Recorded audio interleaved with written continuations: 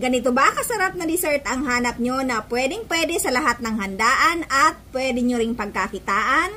Tamang-tama ito sa mga naghahanap ng dessert idea lalo na paparating na ang Pasko. Madali lang itong gawin, hindi nyo kailangan mag-bake at madali lang hanapin ang mga ingredients. Kaya tara, simulan na natin! Dahil hindi tayo magbe-bake, gagamit tayo ng isang pack ng fudgy bar. Saktong-sakto lang ang isang pack dito.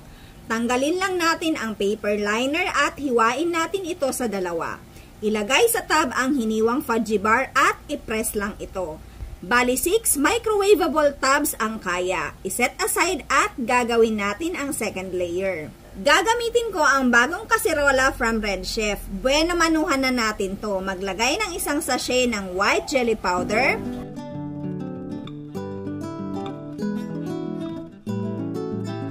Dalawang sachet ng Milo,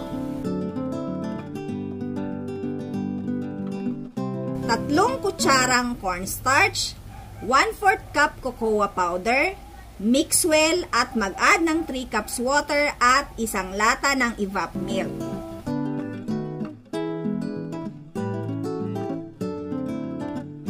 Maglagay ng kondensada, adjust according sa inyong panlasa. Mix well hanggang matunaw ang cocoa powder.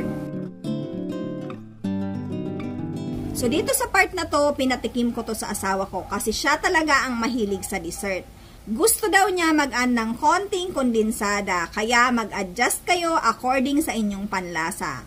I-on ang heat at huwag titigilang haluin hanggang ilalim para hindi masunog.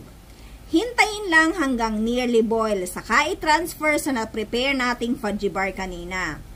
Mga 2.5 takal lang kasi sakto lang yan sa 6 microwavable. Set aside at hayaang mag-cool down. Tara, gawin natin ang third layer. Gamit ko ang saucepan from Red Chef. Ilagay ang 1 pack all-purpose cream, 1 sachet Milo, mix well at maglagay ng 1 tablespoon na cocoa powder. Kung napapansin nyo, lagi akong nagdadagdag ng cocoa kasi mas masarap siya. Tunawin ng maayos ang cocoa bago i-on ang heat. Add ang natitirang kondensada. Pwedeng bawasan yan kahit 3 tablespoon pwede na. I-on ang heat at haluin until nearly boil.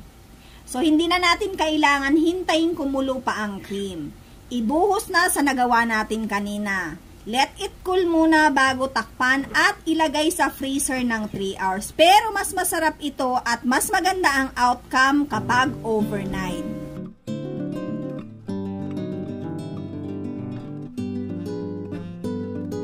So after 3 hours at nagmamadali tayo, sakto kasi gabi na at nakakain na kami, tamang dessert namin. So, optional lang ang pagbudbud ng Milo sa ibabaw. Ginawa ko lang yan para mas gumanda, mas nakakatakam kasi siyang tingnan. Kung ayaw nyo ng Milo, kahit cocoa powder. Ang totoo, habang ini-edit ko to, natatakam ako. So, lalo na sa part na tumutulo-tulo. Mas maganda ang outcome nito kapag frozen overnight. Hindi matigas ang second layer, kahit ilagay sa freezer. Mas maganda kasi medyo buo yung ibabaw niya, lalo kung makapal. Sana nag-enjoy kayo at nakakuha kayo ng idea. Thank you for watching. See you on my next video. Enjoy!